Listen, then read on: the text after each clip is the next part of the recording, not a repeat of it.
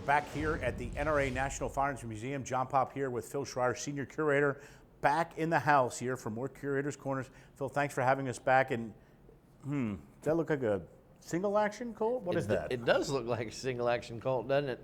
But it's got a little bit of an enhanced sight system. And so that's what makes this discernible from a single action, because this is the new frontier.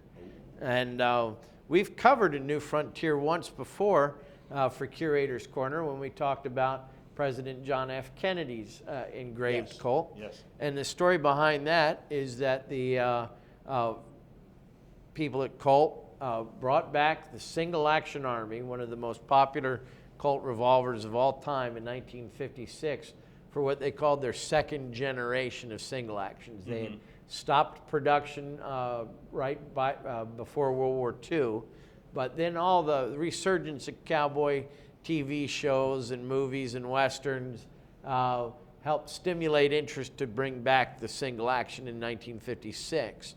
1961, John F. Kennedy gave his inaugural address, and he talked about the new frontier. And that vision of a new dawn, the executives at Colt thought that fit perfectly with a vision for a new single action. And so this is the Target style single action. It's got what everybody loves, the balance, the shape, the design of a regular single action, but it has what they call a flat top and then target adjustable rear sight and then a higher ramp front sight. So this was actually named after an inaugural address. Wow. It was manufactured from 1961 until 1975, and then just like with the original single action, it fell out of production for a couple years, was brought back again sporadically through the 1980s, late 70s, 80s, and then just this past year, 2011, last year, at the SHOT Show, they introduced the new frontier. Wow. So it's back on the market again. Which is a different thing. And we talk about the firearms industry and how it's led in some technology. The neat thing about that is, when would you ever see, let's say, Phil, we decided the fire or in the car industry to bring back like the '63 split window Corvette? That doesn't happen. But firearms are such a perennial thing and a classic design. It's great to see that they still manufacture something like that. They really do, and and I've always thought that would translate well to automobiles. Yeah. Would be to bring back a classic car. I don't know what's preventing them from doing it. I mean, tooling could be one thing, but there's tooling involved in that too. Right, and this is a beautiful gun. It's classic design. Like you said, you just look at that, and it's a classic Western design. It's awesome, Now, originally back in the late 1880s, Colt did manufacture about 1,000 flat-top Target single actions. They didn't have this type of sight configuration or anything, so those are really rare.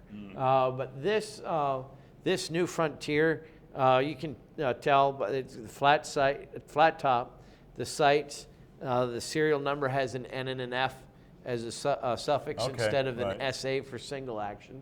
And the calibers are pretty neat. You can get it in 357, 44 Special, or 45 Colt, which is what this is. Nice. There are a real number of rare ones in 38 Special that were made in the first production run, but they're very, very desirable.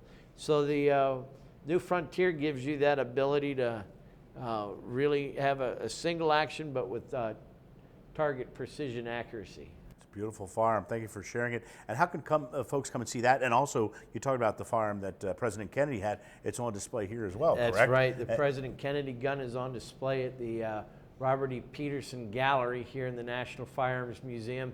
You'll be able to see this new frontier and a number of other single actions on exhibit 7 days a week from 9:30 to 5. Free admission, plenty of ample parking. We're located at the intersection of Route 50 and Interstate 66 in Fairfax, Virginia. If you can't make it off the interstate, come visit us on the internet 24 hours a day. The NRA's museum website, which is nramuseum.com, and you can get the great details of all of these guns off of that site as well. Tremendous. Phil Schreier, thank you for another great installment here of the Curator's Corner. John, thanks again for having us.